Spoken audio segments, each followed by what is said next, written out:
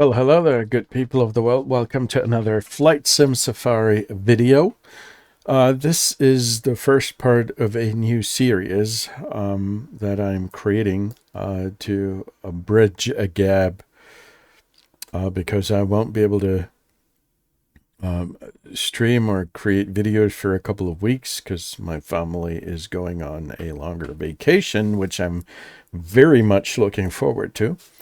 But first of all, let's talk about what this series is about. The last couple of days, I was kind of thinking about buying something that would enhance my experience on Papua New Guinea because I'm flying there a lot, and obviously there's a couple of add-ons on flightsim.to which work really well and help with the surroundings because some of the airports that are part of the default scenery of the flight simulator, they're not so well designed because I mean there are trees everywhere and you cannot land properly and all that. So, and they're pretty empty, no buildings at all at many of those airstrips. So I thought about getting a couple of add-ons that might make the scenery a little bit more interesting. And one of the things that I came across is the PNG Highland pack from an indie developer who goes by the name of Ken Hall.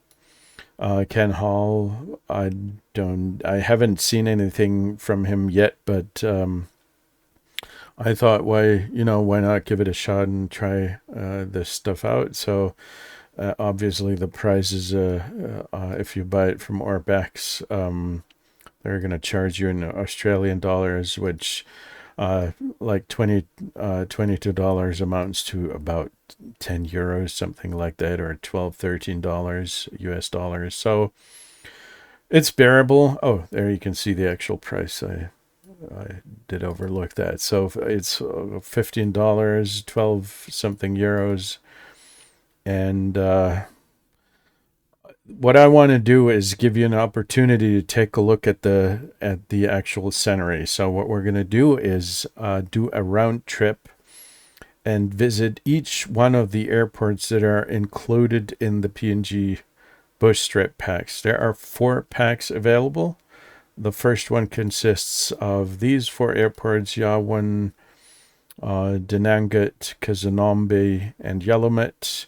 The second pack has a couple of more airfields: Sapmanga, Addon, Tep, Bamboo, Nankina, Nahu, and Guhu. The third one has Nomani, Kora, Guaza, Meninga, Harawengnak, Gimi, Simogo. I'm not sure how all of these airfields are pronounced, or the little villages that belong to them. But I guess they're all very interesting locations to fly to. This is the latest pack that was published just a couple of days ago, I think, and it has another 7 airports. So all in all, these are actually, most of them are pretty high up in the air. Above sea level. This one here is, for example, 6,000 feet, which amounts to about 2 kilometers. So that one is pretty high. We're actually going to fly to these airports in a somewhat chronological order, the way they were published, the packs. I made it a little, for myself, a little flight plan that would cover all of these fields, and the first 4 that belong to pack 1 are over here in the vicinity of Nasdaq, a little bit to the north, these 4 airports. And after that, we're going to go to pack number 2. There is Sapmanga and all these little airfields, and we're going to fly to them one after the other until we have finished in with a pack 4 right here, somewhat to the south. There's Wuyabo, and we're going to visit each one of them, take a look at the scenery. We're going to basically try to figure out whether it's worth the money, how much effort was put into these add-ons, and I mean, the developer obviously had some kind of effort, has put in some effort of doing this, but we'll take a look at the level of detail and also how approachable these airfields are with the changes that were made, because there's still the issue that even it might be the prettiest airport on the whole planet, but there's too much shit in the way and you cannot land because there are so many pretty trees. That doesn't really make sense. So we're going to take a look at all of it. We're going to land there. We're going to take a look at the surroundings and the arrangements, if there are some nice little details.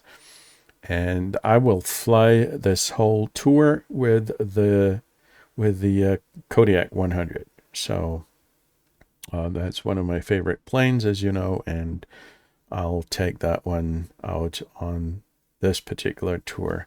I think I'm going to need to change the sure, let's take a look. I will change the order here. What might make sense? Doesn't make sense to have Dinangat as the first one. Maybe something like that. Nah, I don't know, dude. How about that? It doesn't really matter. They're not all lined up very nicely, but looking at, it's actually not that easy to arrange them in a proper order. How about that? Nah, and then we're going to change that. It's a bit of a puzzle here. Ah, that looks good. I think this is what we're going to do. So the first airport that we're going to take a look at is Kasonombe. So that's the first one that we're going to spawn at. I'm just going to save my flight plan here. Save it, yes, and there you go. So as you can see, I'm going to put down links to these bush strip packs in the description of the video so you can take a look at them at the website. They also have a couple of screenshots here for each of these payware add-ons, and you can even get there's a bundle which might be even cheaper if you're instead of buying each one of them alone. What does not make sense to me in the bundle is that you're buying all of these things for 2 different sims, because I mean, obviously either you prefer 2020 still, or you've already transitioned over to 2024, and then it doesn't really make sense to buy these here as well. So for me, this bundle doesn't really make any sense, but you know, if the add-on is good enough, if you put in a lot of effort and it's worth the money, then I'm also willing to pay for it, and I don't need any discount if it's worth the money.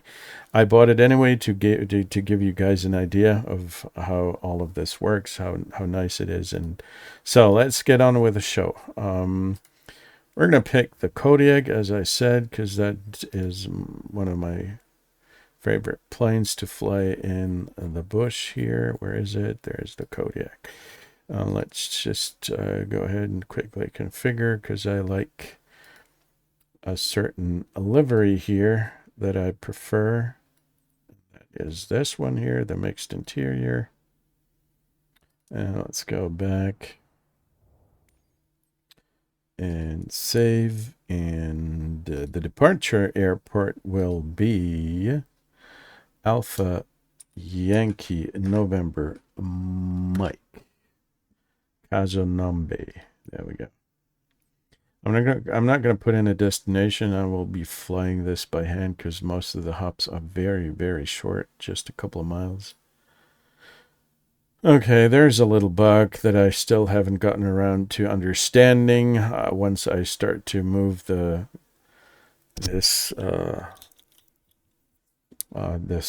little indicator, then it's gonna go away, and I don't know. It doesn't make any sense. It's just stupid shit. Let's take a look at the load of the plane. We don't need a co-pilot here. Let's get rid of this guy. We also don't need any cargo. We're going to put in some fuel, really, and change the center of gravity to 27%. That's about the middle of it all. Makes sense to me. Yeah. So that's good. And I want to start cold and dark at parking 1. And since this is going to be a sightseeing flight, we're not going to use live weather. We're going to use a few clouds. Usually I like to fly with live weather, but in this particular moment in time, I would prefer to have some nice visibility so we can take a proper look at the airports. There we go. Let's start the flight.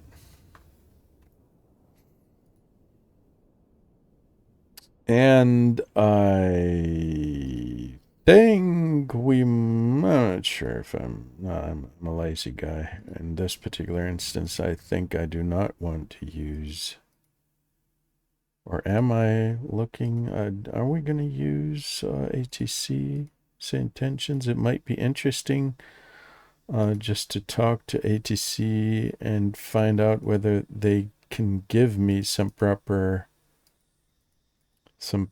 help, some proper directions concerning the weather. What is happening here? Oh, I want to get into the plane here. Reset the view. There we go. I don't need. Yeah, we're gonna take a look at before we start the engine up here. Let's take a look outside. Use the drone camera, and because this is the first airport that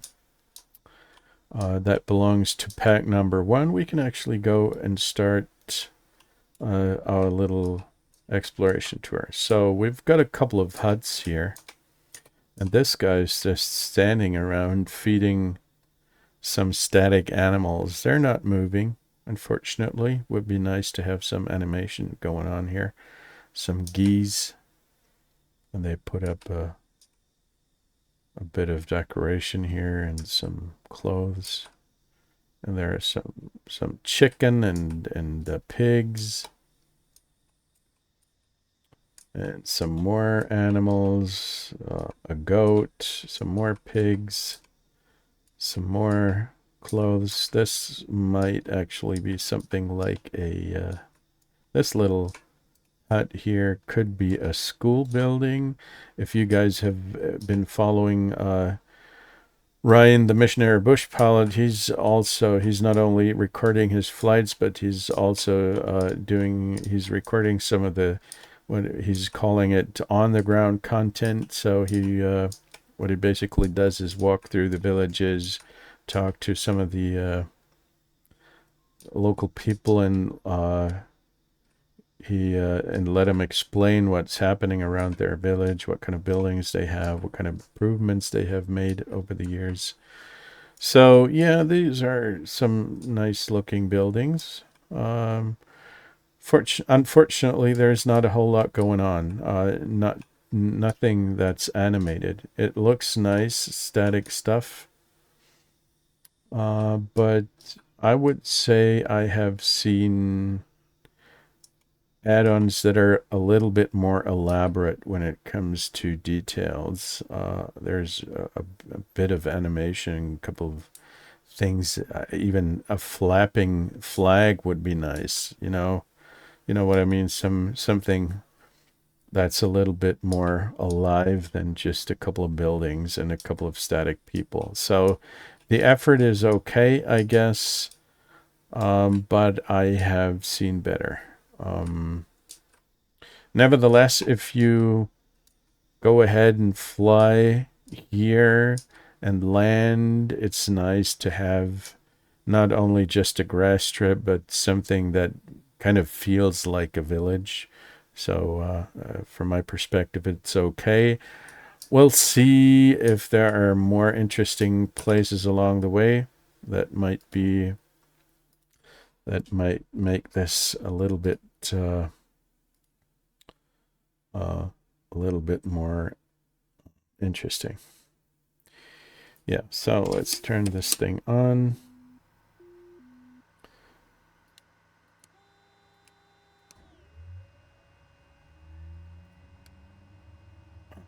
There we go. Open up the fuel valves.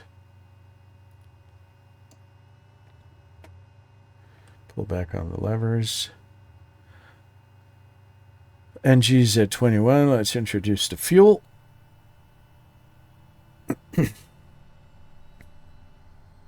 ITT peaks out at 707. That's okay, I guess.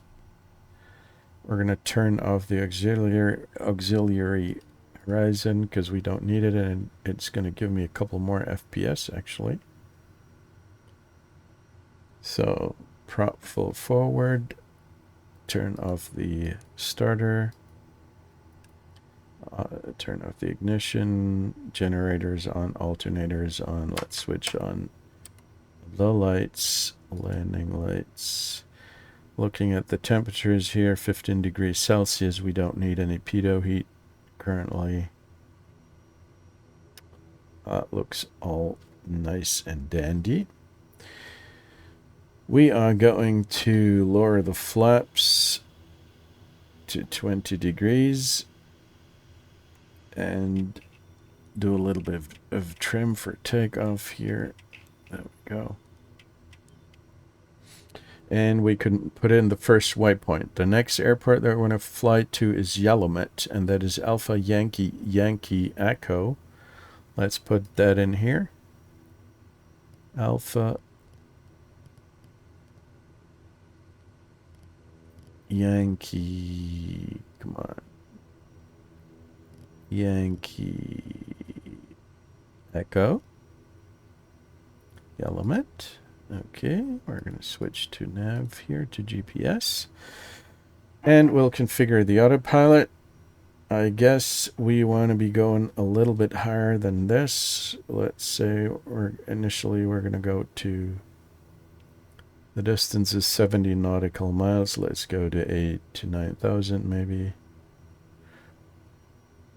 There we go. Vertical speed to 1200.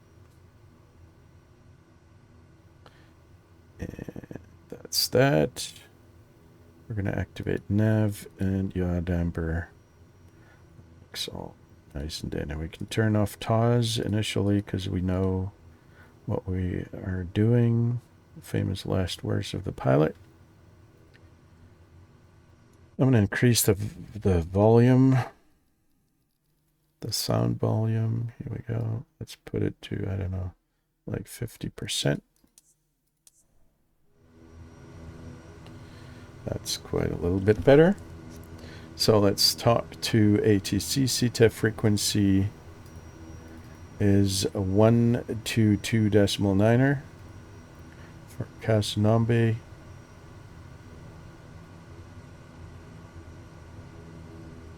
Kasonombe traffic, Kodiak Delta, Foxtrot Delta, taxiing to runway 30. Kasonombe. Okay, so we are almost at the runway, but still. We're going to go to high idle, prop full forward, flaps 20, I said. Release the parking brakes and get ourselves in position. That's quite a steep decline here. Let's make sure not to do a flip over. So Kasonombe traffic, Kodiak Delta Foxtrot Delta is taking off runway 30, northbound departure Kasonombe.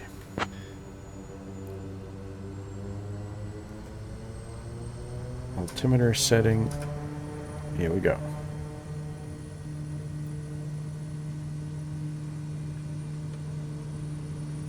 The runway is actually not too long. I mean, it's not a big issue, but looking at if we're a little bit more heavy than we currently are, it might be a little bit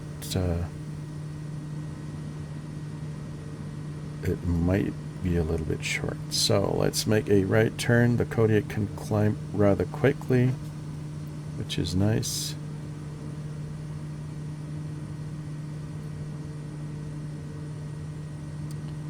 We're climbing with let's climb with 1,000 feet initially.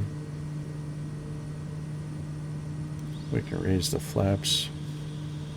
Usually I'd raise the flaps later with 85, but we're not going to gain any speed here at that altitude, so I decided to raise the flaps a little bit early.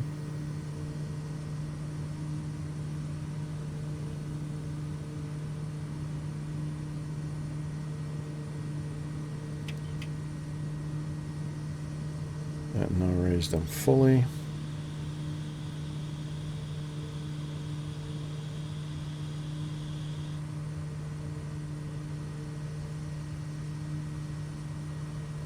And I think we're going to fly one right turn to gain a little bit more altitude before we try to... we could actually try. We're fast enough. 95 knots. We should be able to get above this, to get above the ridge.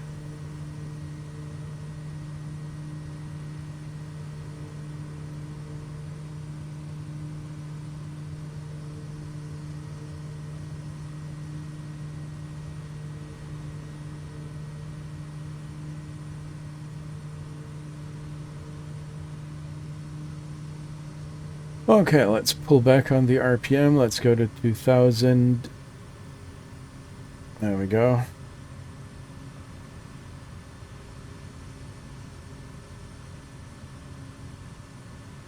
And then let's turn right and follow this valley here, because that is going to lead us to the next destination.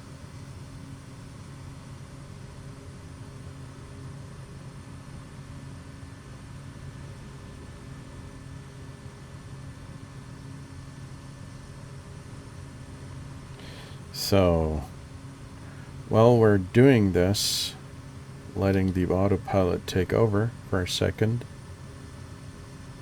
let's take a look at a little nav map and see how we're going to deal with the mountains here. So this is the valley that we can fly through. That's all right.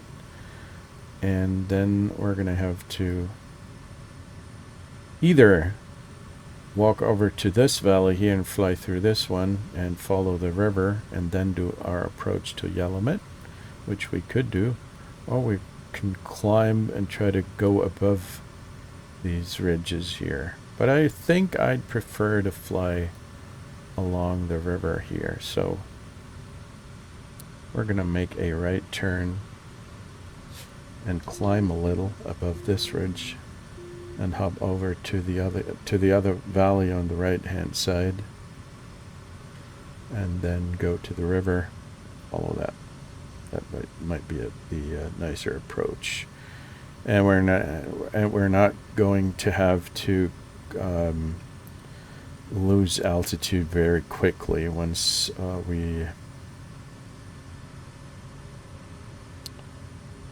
once we're approaching the next airport. That doesn't really make any sense, does it? Looks nice. Let's zoom out a little on the map here and see if we have any interesting weather going on. Of course not, but you never know, you know. So we're still gaining altitude quite quickly. One of the nice things about the Kodiak, you can really fly this thing. It's a workhorse. And it can do all kinds of interesting things. And climb quickly is one of them.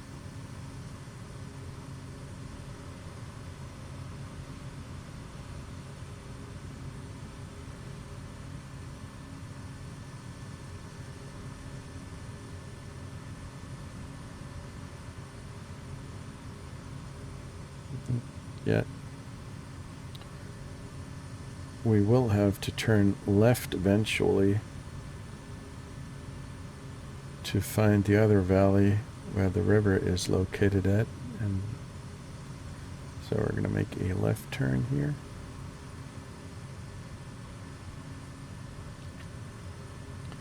There we go.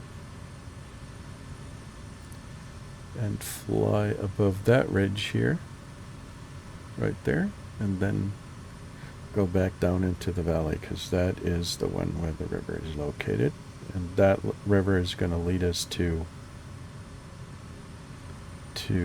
our next destination.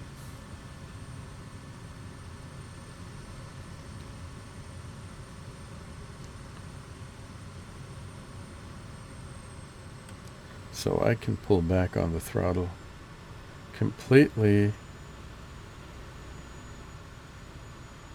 because we're descending already. So pretty soon we should be able to see the river.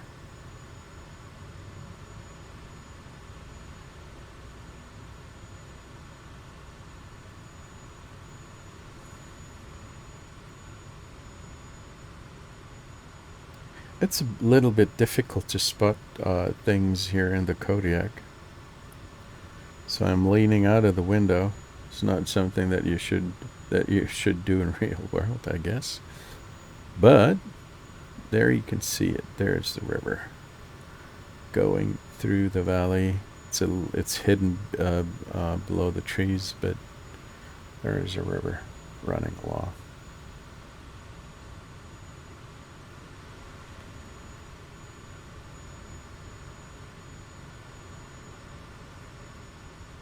And we're pretty close to our destination. It's only 6 miles to go, really. And before we do our final approach, we will take a look at the surroundings. Make a pass above the airfield and see what it looks like from the air, and then find our destination, and then find the final runway. I'll talk to NASDAQ approach for a second because I really want to know. Let's talk to Flight Information Services instead. NASDAQ Kodiak Delta Foxtrot Delta is approaching the runway of Yalumet Alpha Yankee Yankee Echo. Please advise on the weather and current runway. So let's make a left turn here.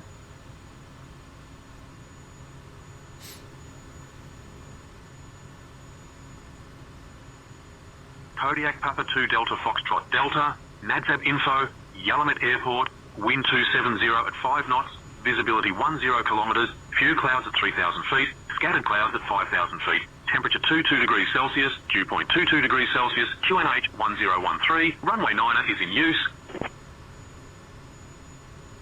What did you say? Runway 9 is in use. I would say there is no runway 9 at Yalumet, so I'm sorry, but the information is not correct. You know, not a big deal, but I guess that say intentions in this particular case is rather useless. So let's take a look down here. This is what the airport looks like from above. Of course, the preferred approach would be from this side here, and that is runway 19er. So we're gonna make a we're gonna go to a we're gonna do a left base and approach the airport here and land and see what it looks like from down below. Let's lose some more altitude before we drop in.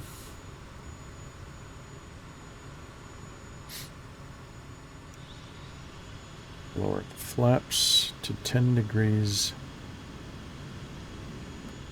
Make a left turn.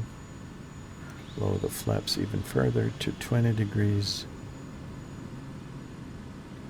Prop full forward. So if there's anybody online, I'm going to switch to the CETA frequency. Oh, I don't have it right now. Go. 72 knots here.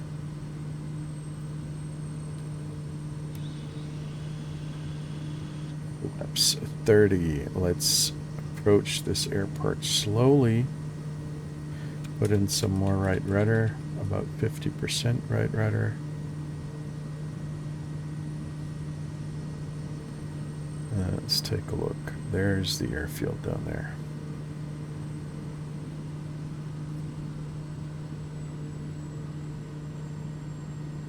Nah, I'm going to turn off the intentions. It doesn't really help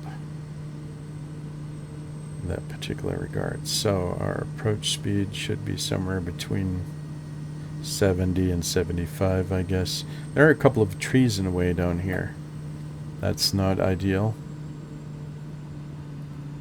But the approach should not be a problem, really.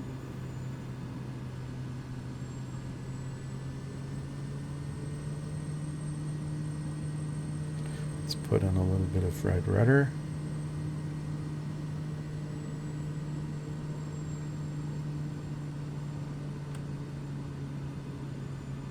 Okay. There we are.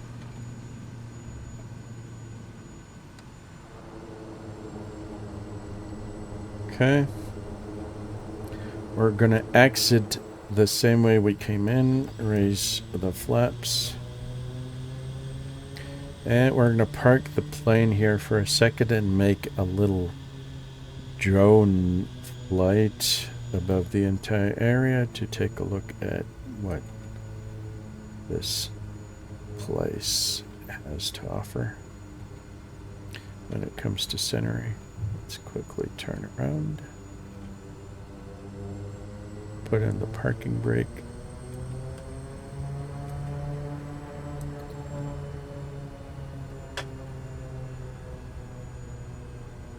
Go to low idle to waste too much fuel. Here we go. So let's get out of the plane here. Use the drone camera and make sure we can see something here. First of all, if I remember correctly, some of these airfields should have a sign telling people where they are, but I think in the first pack, in pack number 1, he forgot that, Ken Hall. So there are a couple of they look the same basically. They're repeating items, but not too bad. Unfortunately, the huts don't have any kind of content. They look empty. It's a bit soulless, in my opinion. He could at least put some chairs or tables in there. It shouldn't make much of a difference when it comes to performance. But anyway, some more huts. There is a lawnmower. That is not necessarily the best lawnmower. I mean, these guys need to take care of the runway, and that particular lawnmower is probably not going to cut it. But it's nice to have one, you know. So there's an entire village here, but there are hardly any people. There's nobody here. fortunately. Not even static, people. They do have a nice river here. That's awesome. That is awesome. For the people that are living there, this is great. A great location, I guess. Another kind of school building.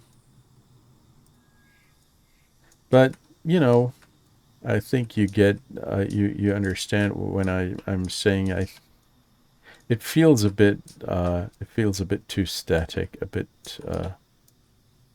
there's at least one guy with a couple of chicken, but it feels a bit soulless because there's not a whole lot going on. Somebody else here, but not moving at all. There's a windsock. It's nice to have, really. Do an approach here. But you get the idea. I mean, a couple of nice buildings, of course, probably even, he might even have done some research and try to figure out how these buildings are arranged. There's the hut with the fuel for the airplanes, I guess. So it does look okay. It gives the place a little bit of atmosphere, but it's nothing special, unfortunately.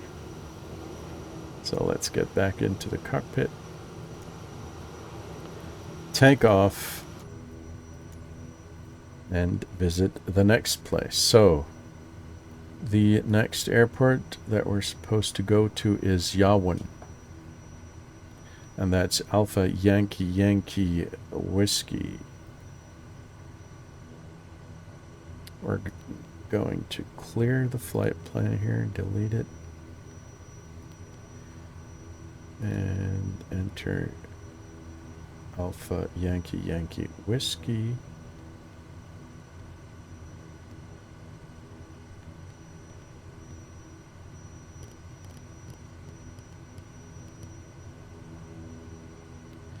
There we go. Okay, I guess 9,000 feet is still good. Let's just take off. Most of the time I'm going to fly manually anyway. So next airport is about 10 nautical miles away.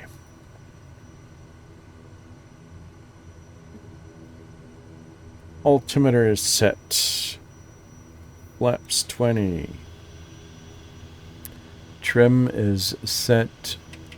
No, we're going to have to set it for takeoff. There we go. The autopilot is set. I idle. And we're good to go. Let's wait for the torque to build up.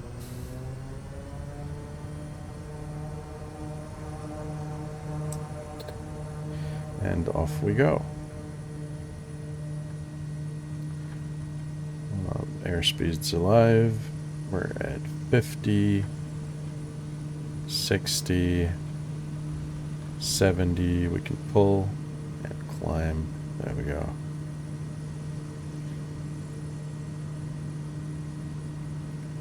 Turn off the camera over here. And we're already at 90 knots. I can raise the flaps. We're going to make a left turn. Raise the flaps even further.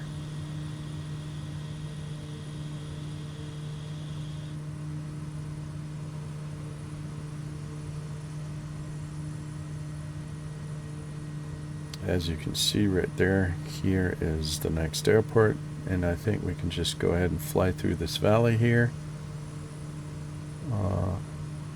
And we're going to have to climb quite a bit here over this ridge. So let's take a look. We might want to go to the left a little. Nah, that doesn't make any sense. It doesn't really make a difference. Or does it? Looking at the map, I'm going to tell you what I'm thinking. Let's trim the plane a little bit. So here we are. we're going to fly through this gap here, and then maybe through this valley and approach the next airport. So we're going to have to find this valley here. Okay. That might be a good way to do it.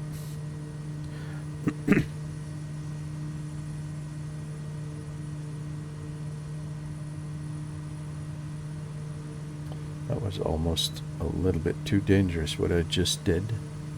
Not paying attention to the climb rate.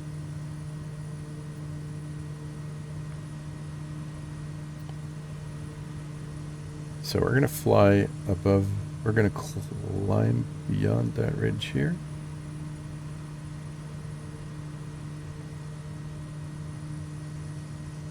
Yep, this is the gap. And after that gap, we're going to descend again into the valley and approach Yawan from runway to runway 32, I guess. Let's see what little nav map says about the weather. Yep, runway 32 it is. We have interpolated weather only, obviously. But they are saying, little nav map says that we have headwind of 2 knots and crosswind of 2 knots, so that's easy to do.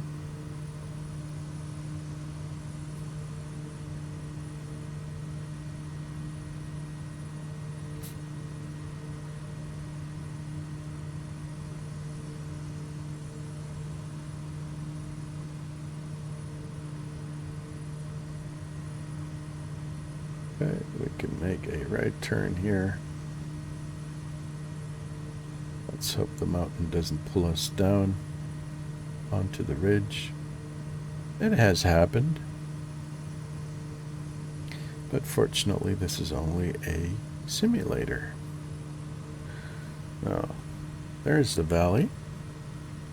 And we're going to snake our way here through the valley and first make a left turn here, then make a right turn. It's going to be a nice sightseeing flight. Unfortunately, there's not a whole lot to see here. Just a whole lot of wood, basically. Different kinds of trees. But still, I love the mountain textures. It looks all pretty awesome. I really love flying on Papua New Guinea. Most of the time, it's because of the great challenge that you get landing on these short and dirty and unimproved airstrips, and then you can fly through valleys like these here. That's just really very nice.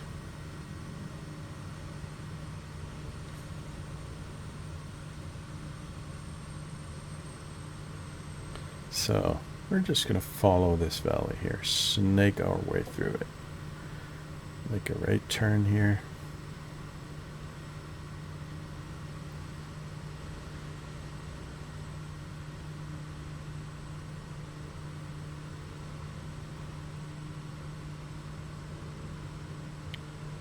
Just reset the rudder. And there you can see there's another nice little turn through the valley. We're not going to do that. But oh, and look at these awesome textures.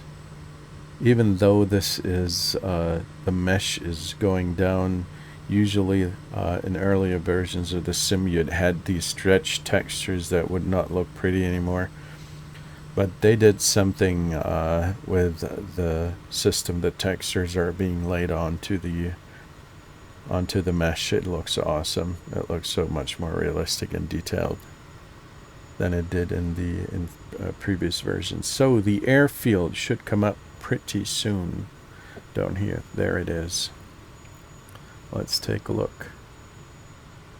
Okay. I would say that we're going to do an approach. We're going to do a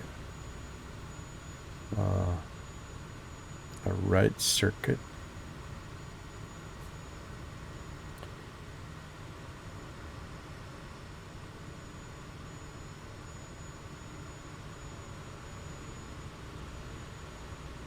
There it is. There are a couple of buildings down there. Let's lower the flaps.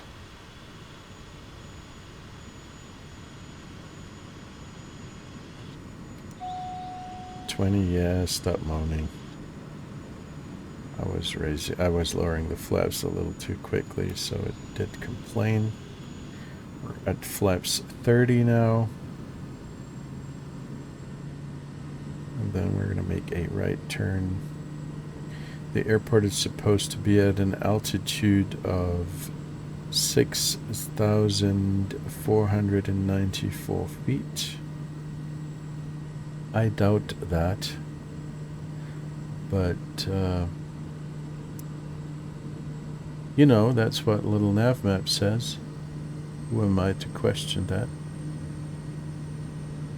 So let's take a look if we can do a proper approach here. The runway should be here, coming up pretty soon. There it is. Okay, let's slow down.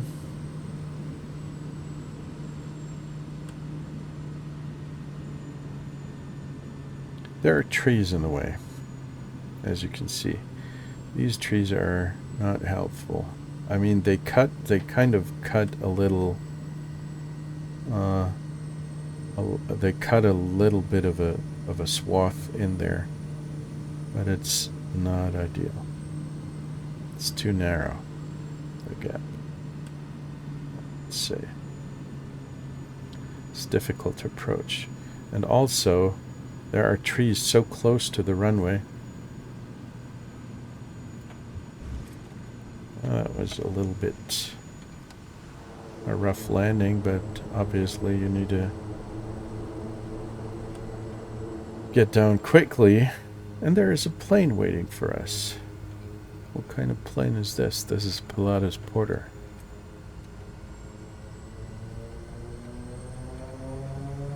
Okay, let's quickly park beside this guy. Hit the parking brake. Go to low idle and take a look at the surroundings here. Raise the flaps.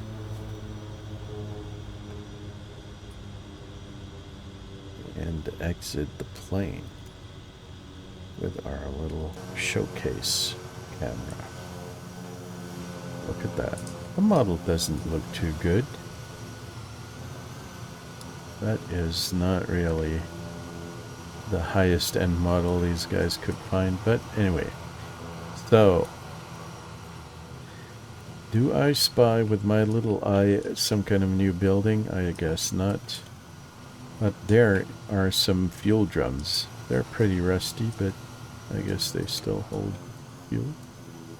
Is that an animal? No, it's just a stump. There is a building. Another one here. The village looks nice, no doubt. The buildings are the same all over the place. I mean, there's only there are obviously only so many models of buildings, 3D models, that you can scrounge up easily. Maybe this guy, Ken Hall, has built one or two of them by himself, maybe even more, I don't know. But after a while, I guess he thought variety is good enough. So we have maybe, I don't know, 5, 6, 7 different kinds of buildings. There are no animals here. Okay. I don't really expect anything special to happen now that we've seen what's going on here.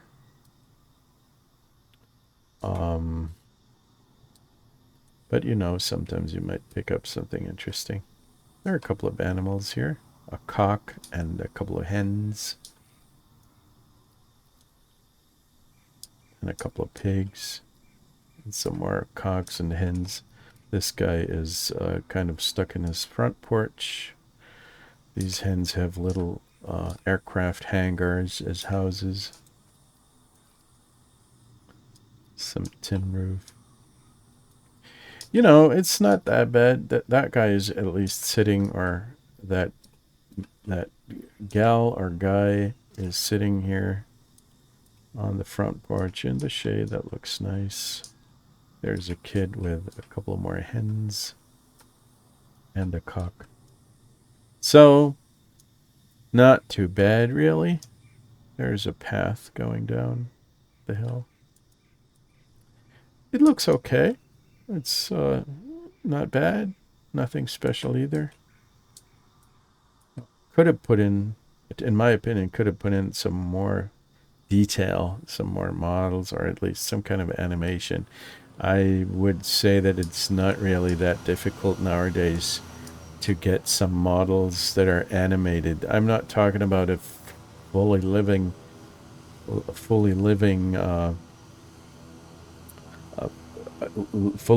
village where everybody has his or her own agenda, but I mean, some kind of animation, maybe some kind of smoking chimney. I don't know, a little bit of action going on at these places might have been a nice addition, especially if it's a payware add-on. I expect a little bit more than what I'm seeing here. Just placing a couple of buildings all over the place. I appreciate the effort, but for me, I would, in hindsight, I would have not paid 10 euros for this if I'd known beforehand. So let's get back into the cockpit. I probably would have paid $10 if the pack would have been bigger. I mean, this is the third airport of four. The third airfield of 4 airfields that you're going to get in the first package, and that's 10 euros or $14, something like that. I think that's a little bit too much for what you're being presented here with. So, the usual altimeter setting. Let's go to high idle. Laps to 20.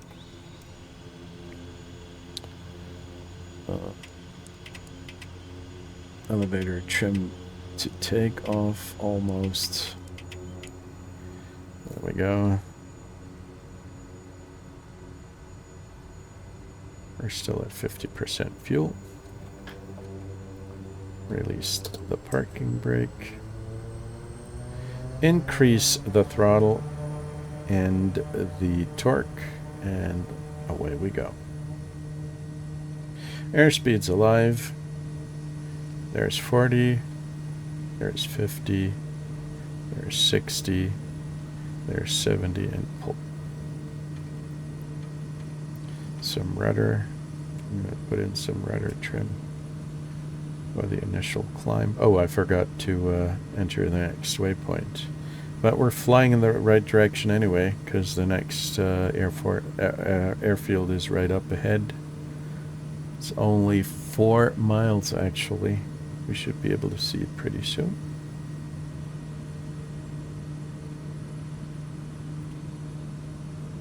It's the one that you can see on the map here. Alpha Yankee Sierra Papa.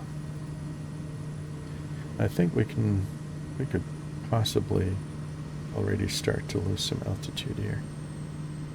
I'm going to let the flaps as they are, because we're going to need them in a moment anyway.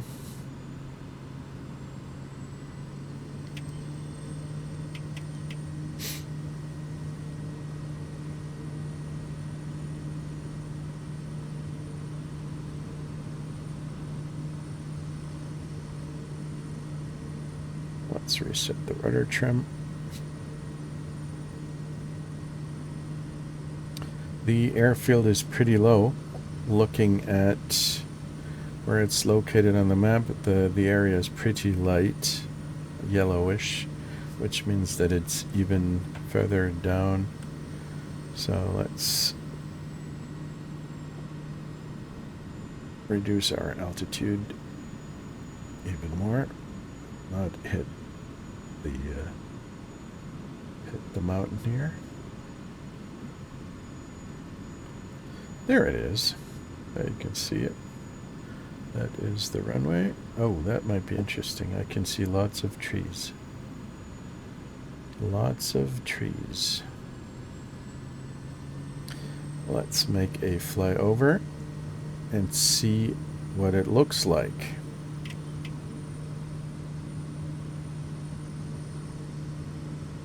If we need to deal with some special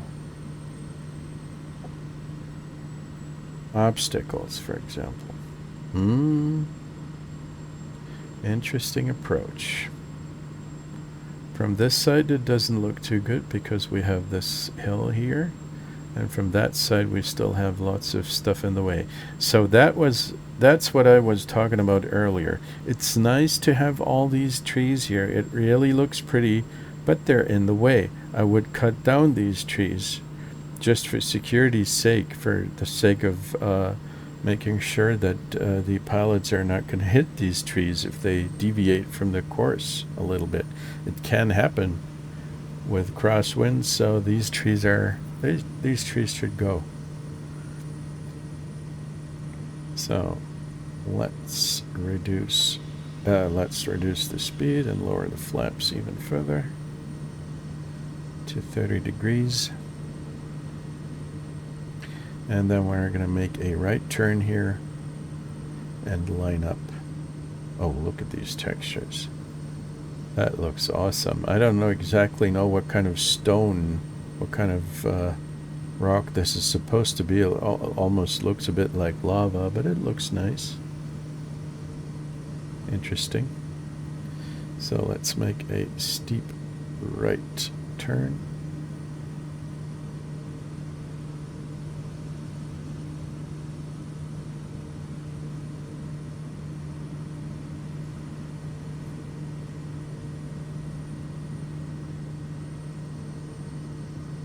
And lose some airspeed along the way. There we go. That is the airfield there. Let's not lose more speed than necessary. Below 80. For short final, somewhere between 70 and 75 might be a good choice. There we go.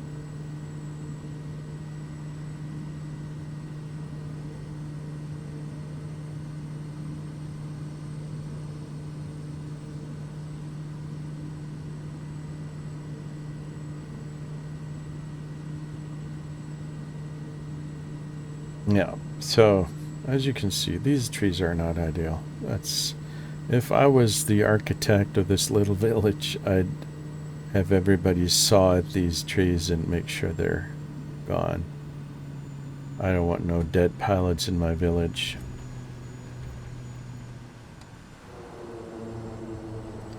Okay. We're going to leave the same way we came in. There's a little bit of slope. Oh, there's a sign. Look at that. There is this sign telling us what kind of airfield this is. What's the name of it and the altitude. Turn around. And stop.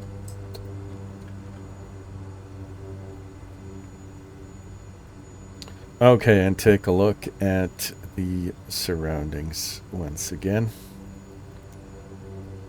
Work the camera, the showcase camera. And we're going to raise the flaps one notch.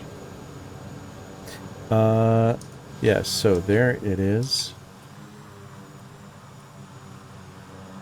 Sapmanga, elevation 2,912 feet. There's a nice palm tree. Some more animals, a goat, and some chicken that are supposedly trained to operate the lawnmower here. I saw somebody standing here. Or did I not see somebody? I thought I'd see a guy standing alongside the runway, but I think I was wrong. No, it was the sign. So there's nothing wrong with all of that, but I think I've seen add-ons that are a little bit more detailed, that have some little extras, some nice Easter eggs. I don't know. I had even years ago, many years ago, I did have when I was, I think it was in Flight Simulator, maybe 2000 or 2002, possibly. That wasn't a great add-on for a. It was a payware add-on for a little airfield that was located somewhere in the backcountry of the United States. And these guys had put in some real work. It was like $20, I guess. And the airfield had... You could actually activate...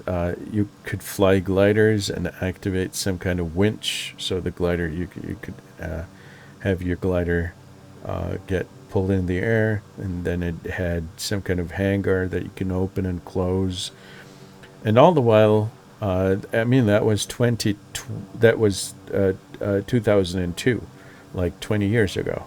And so this does not really compare quite favorably, unfortunately. And I cannot see any highlights here. The villages basically look all the same. They probably do in real life as well. I don't know. I haven't been there, but looking at the videos from our beloved missionary bush pilot, the villages, of course, do have a similar look to them.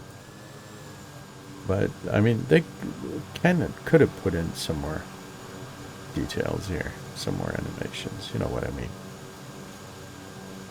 So that's it. That was the first bunch. That was the first 4 airports of pack number 1, I think. Oh, I'm sorry. This airport here is already belongs to pack number 2. I did. Oh man, wait a second. I think yeah, that's Sapmanga. That already belongs to pack number 2. I'm sorry about that. So we're going to get back into the plane and finish pack number 1. Because pack number 1 has another airport which is called Dinangat. So let's get back into the plane. And go to the final airport of pack number 1. I will put in the destination here. What is the code? Alpha Yankee Delta November. A Yankee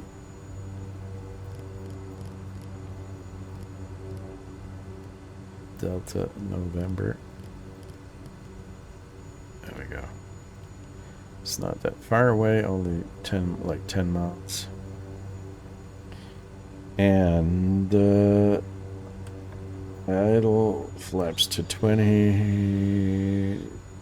Trim is still good for takeoff. Almost. Altimeter setting is good.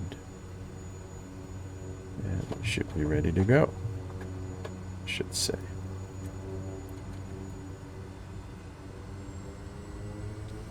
Let's build up the torque.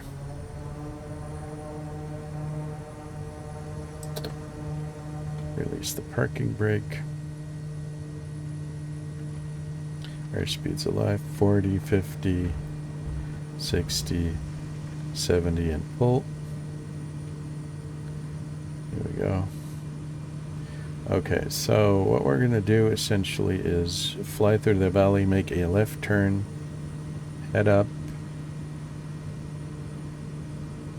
Yeah, we can go through this valley here. And follow the river, left, and then we're at the next airport of Dinangat. Raise the flaps fully. We're quick enough already. Reduce the RPM to 2000. Here we go.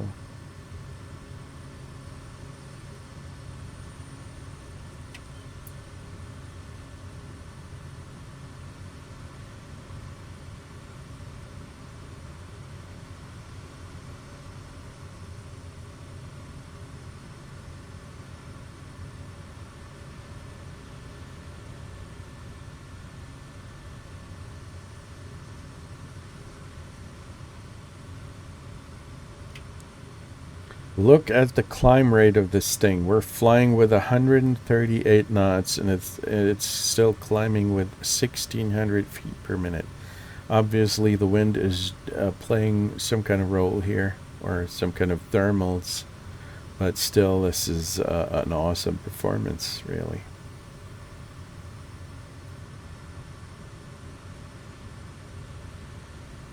Awesome performance. Okay, we can follow through the valley here. We're going to make a right turn at the next intersection here. Right turn and then fly through this gap here. And then make a final left turn. The runway, the next airport should be somewhere around here, I guess. Or maybe in this valley. We'll see.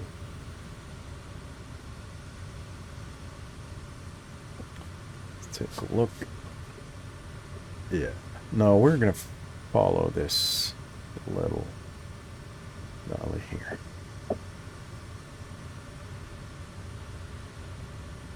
Or maybe not.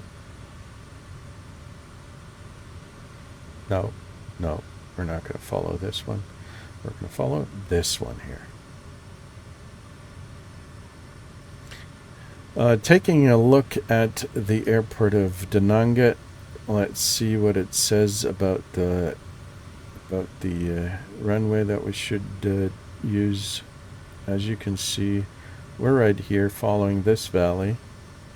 And then we're going to make a left turn here and try to approach runway 11. That's the preferred one considering the wind conditions. The surface is soft. So it's going to be some kind of dirt runway or grass even. Which is not really that much of a surprise around these parts. So there's going to be a left turn here.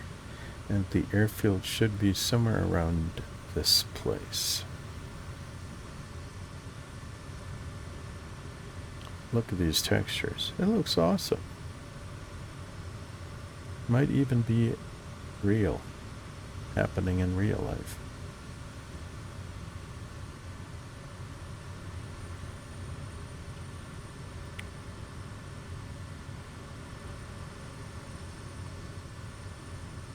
Okay, so there is supposed to be the airfield pretty close.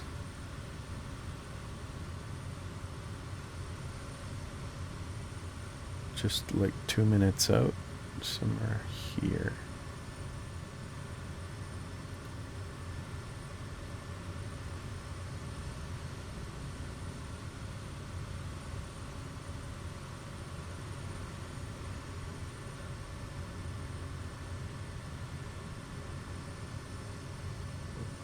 Increase the power a little bit.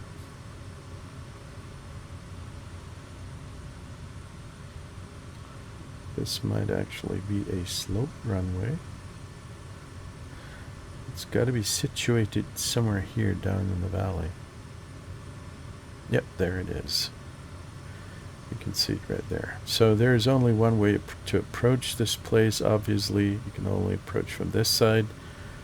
The other one would be quite difficult. Oh man, that runway is short.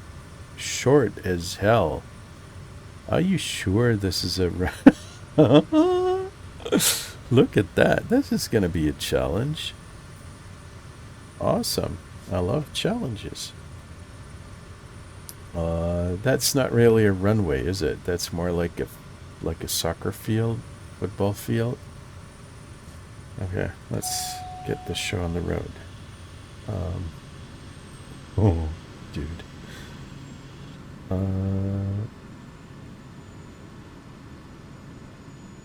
Yeah, the length is supposed to be at around 1,000 feet, so that's not a whole lot.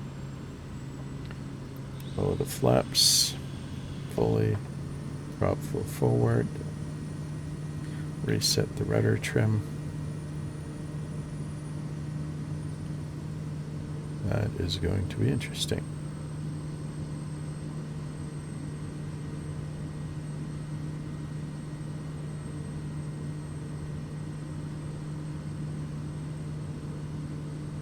That is going to be interesting. It doesn't really look half bad. I mean, it's probably nicely modeled, but it might be a challenge to approach. Let's not drop below 80 knots for now. Make sure we don't stall. We have enough reserve. Obviously, this runway is a little bit sloped uphill.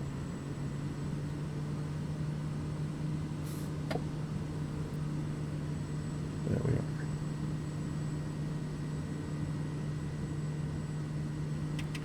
Trim the nose up a little bit. There is no way to escape, which means that once we are sure of how we are going to approach the airfield, oh, maybe we should, let's take a look. You know what? We're going to make a left turn, do another circle there, and make sure that we're going to do it right. We're not going to fuck up the approach. Because once you're committed, there is no way around this valley. As you can see, it's very tight in there. There's no way to turn left or right. You need to make sure that you're approaching this in an appropriate way, because there is no escape. After a certain point, you cannot get away. You need to land, no matter what.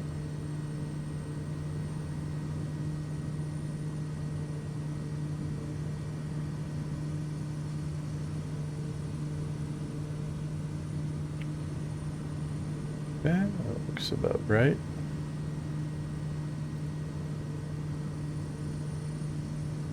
Some 80 knots. That approach looks better. That's a better idea than just making the steep right turn that we would have done beforehand. Flaps to 30. It's done.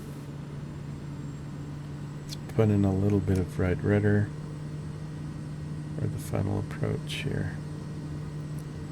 Reduce the speed to about 75 knots. We need to take into account that we have a upway, that we've got a positive slope, which means it's not the same as approaching an airfield or an air strip that is level. You need to take into account that you're going to fly uphill for a short amount of time. As you can see, it's a nice runway, really. It isn't as short as I thought. It's easy to land.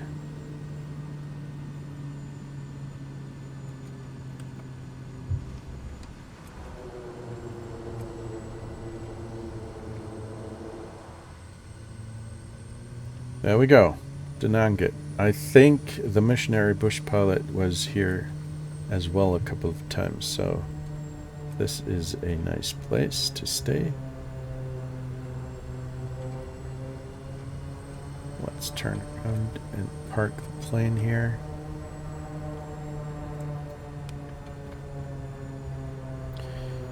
And cut off, shut down, raise the flaps, turn off the entire plane. Oopsie daisy, goodbye, good night.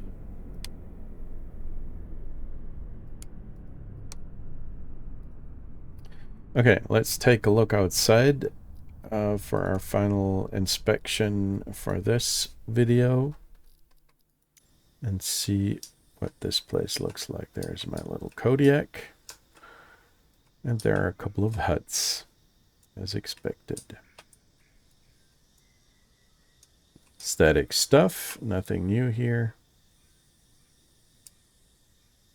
There's a cock and a goat. So this still belongs to pack number 1.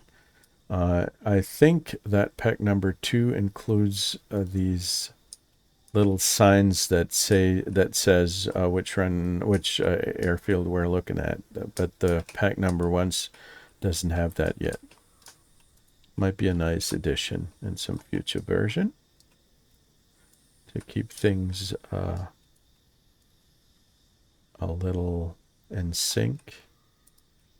There's a kid, got the same clothes on as the other kid. I'm complaining on a very high level here, but still. There's a couple of chicken, some more huts down there. It's a nice place, but not really a whole lot. Oh, little aircraft hangars. I like that. Looks pretty. Looks cute. And there's somebody feeding the chicken. Okay, so that was pack number 1. I think that you get the general idea what this pack has to offer. A lot of housing, nice models, really. It's rather pretty, of course. He did a good job arranging all these houses and making little, I don't know, these dirt patches where the houses are placed on, and the vegetation looks really nice. And all in all, it's a nice add-on. But I personally do not feel that these 4 airports that we're looking at for pack number 1 is worth 10 euros. A little less would be appropriate, I guess.